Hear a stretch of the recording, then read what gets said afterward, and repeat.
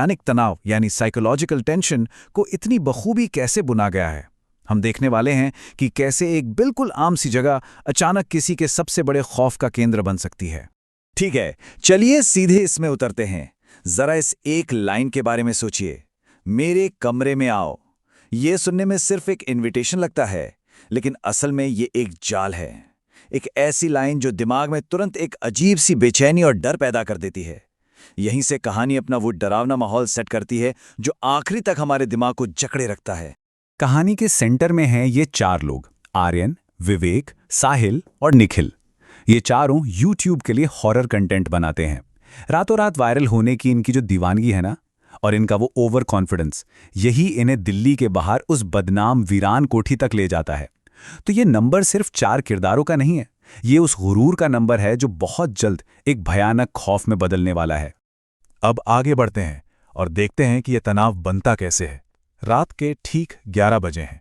जैसे ही वे हवेली में कदम रखते हैं, सबसे पहला सिग्नल मिलता है। दरवाज़ा अपने आप बंद हो जाता है। आर्यन ने इसको हवा का झोंका कहकर टाल देता है, जो उनके अहंकार को साफ दिखाता है।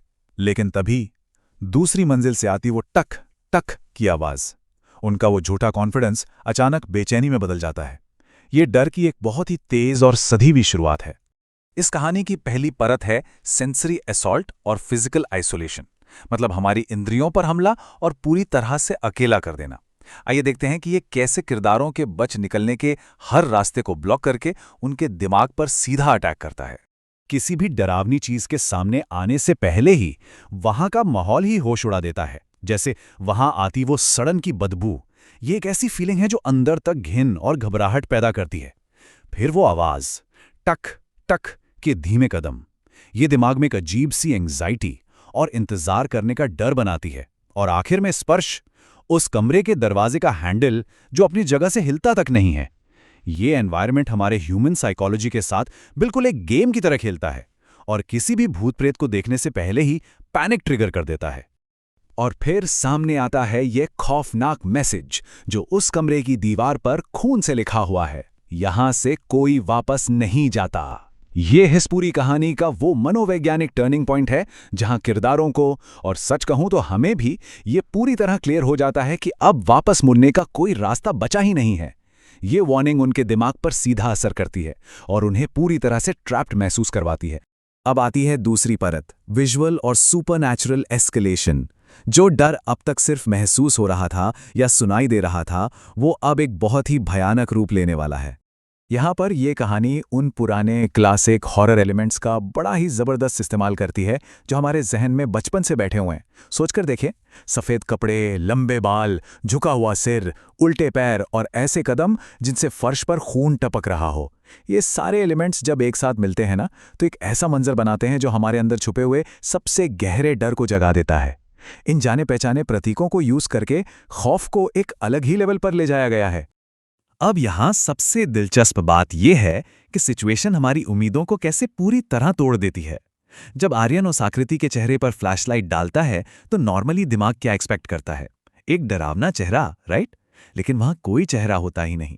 उसकी जगह सिर्फ एक काला खाली गड्ढा है।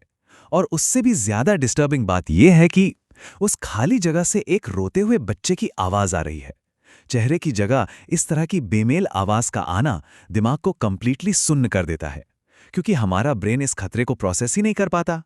और अब हम आते हैं कहानी के क्लाइमैक्स पर, तकनीक का धोखा। यहां से एनर्जी बिल्कुल चेंज हो जाती है। जो कैमरा उनके कंट्रोल में होना चाहिए था, वही अब उनके खिलाफ सबसे बड़ा हथियार बनने वाला है। यहां बहुत ही शानदार तरीके से दो अलग अलग रियलिटी को टकराते हुए दिखाया गया है। ध्यान दीजिए, असली कमरे में क्या है? वहां सिर्फ 3 दोस्त हैं, बिल्कुल घुप अंधेरा है और उनकी फ्लैशलाइट भी खराब हो चुकी है। लेकिन कैमरा की स्क्रीन पर 4 लोग दिख रहे हैं, जिनमें से एक का चेहरा बुरी तरह जला हुआ है। वो कैमरा जो सेफ्टी और कंट्रोल के लिए लाया गया था, अब डर की सबसे बड़ी वजह बन गया है। भाई, चौथा कौन है? ये सेंटेंस पढ़ने में भले ही छोटा लगे, लेकिन ये एक बहुत गहरे एग्जिस्टेंशियल संकट को दिखाता है। ये ठीक वो पल है जब उनको समझ आता है कि उनकी अपनी आंखें, उनका अपना दिमाग, सब उन्हें धोखा दे रहा है। जिस तकनीक पर, जिन सेंसेस पर वे इतना भरोसा कर रहे थे, वे पूरी तरह फेल हो चुके हैं। ये रियलाइजेशन पैनिक को उसकी एब्सोल्यूट लिमिट तक ले जाता है। यहां से स्पीड एकदम बढ़ जाती है और कंट्रोल हमेशा के लिए छूट जाता है। एक एक करके देखिए। पहले कैमरा बिना किसी के छुए अपने आप चालू होता है। फिर वो जली हुई आकृति जो बिल्कुल निखिल जैसी लग रही है स्क्रीन के अंदर अपना सिर घुमाती है। और फिर आता है सबसे स्पाइन चिलिंग मोमेंट। वो एंटिटी कैमरे के लेंस को चीरकर सीधे असली दुनिया में एंट्री ले लेती है। इसके तुरंत बाद पूरा कमरा अंधेरे में डूब जाता है और सिर्फ एक आखिरी खौफनाक फुसफुसाहट सुनाई देती है। खतरा अब किसी डिजिटल स्क्रीन पर नहीं रहा, वो रियल वर्ल्ड में आ चुका है। और इसके साथ हम पहुंचते हैं अपने आखिरी पड़ाव पर, फाउंड फुटेज का वो डर जो कभी पीछा नहीं छोड़ता। यहां आकर सारी चीख पुकार, सारा शोर बंद हो जाता है और बचता है तो बस एक सुकून छीन लेने वाला सन्नाटा। तो यहाँ सबसे क्रूशियल पॉइंट ये समझना है कि ये फाउंड फुटेज स्टाइल एक्चुअली काम कैसे करता है। इस तरह की कहानी में हमें कोई प्रॉपर एंडिंग या समाधान नहीं मिलता, कोई हीरो आकर उनको बचाता नहीं है, बल्कि ये कहानी हमें सिर्फ एक लावारिस छूटे हुए कैमरे की रिकॉर्डिंग के साथ छोड़ देती है। मनोवैज्ञानिक रूप से ये दिमाग को कभी शांति या क्लोजर लेने ही नहीं देता। वो डर एक अनसुलझे रहस्य की तरह हमेशा के लिए दिमाग में बस जाता है। रात की इस भारी दहशत के बाद अगली सुबह की सच्चाई और भी ज्यादा चुभने वाली है। पुलिस जब वहां पहुंचती है तो उन्हें क्या मिलता है? एक बिल्कुल खाली हवेली। उन चारों दोस्तों का दूर दूर तक कोई नामो निशान नहीं होता। वहां होता है तो बस फर्श पर पड़ा हुआ वो एक अकेला कैमरा। ये सुबह का ठंडा बेजान सन्नाटा असल में उस रात के शोर शराबे से भी ज्यादा डरावना और बेचैन करने वाला महसूस होता है। उस कैमरे की आखिरी रिकॉर्डिंग में एक ऐसी इमेज फ्रीज है जो लिटरली रोंगटे खड़े कर देती है। इस तरह की कहानी में हमें कोई प्रॉपर एंडिंग या समाधान नहीं मिलता, कोई हीरो आकर उनको बचाता नहीं है, बल्कि ये कहानी हमें सिर्फ एक लावारिस छूटे हुए कैमरे की रिकॉर्डिंग के साथ छोड़ देती है। मनोवैज्ञानिक रूप से ये दिमाग को कभी शांति या क्लोजर लेने ही नहीं देता। वो डर एक अनसुलझे रहस्य की तरह हमेशा के लिए दिमाग में बस जाता है। रात की इस भारी दहशत के बाद अगली सुबह की सच्चाई और भी ज्यादा चुभने वाली है।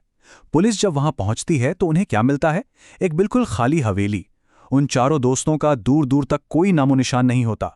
वहां होता है तो बस फर्श पर पड़ा हुआ वो एक अकेला कैमरा। ये सुबह का ठंडा बेजान सन्नाटा असल में उस रात के शोर शराबे से भी ज्यादा डरावना और बेचैन करने वाला महसूस होता है। उस कैमरे की आखिरी रिकॉर्डिंग में एक ऐसी इमेज फ्रीज है जो लिटरली रोंगटे खड़े कर देती है। वे चारों दोस्त दीवार की तरफ मुंह करके खड़े हैं और उनके ठीक पीछे वही बिना चेहरे वाली औरत खड़ी मुस्कुरा रही है।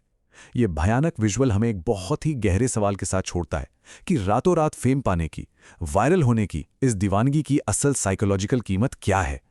ये एक ऐसा थॉट है जो कहानी खत्म होने के बहुत बाद तक हमारे जहन में गूंजता रहेगा। इस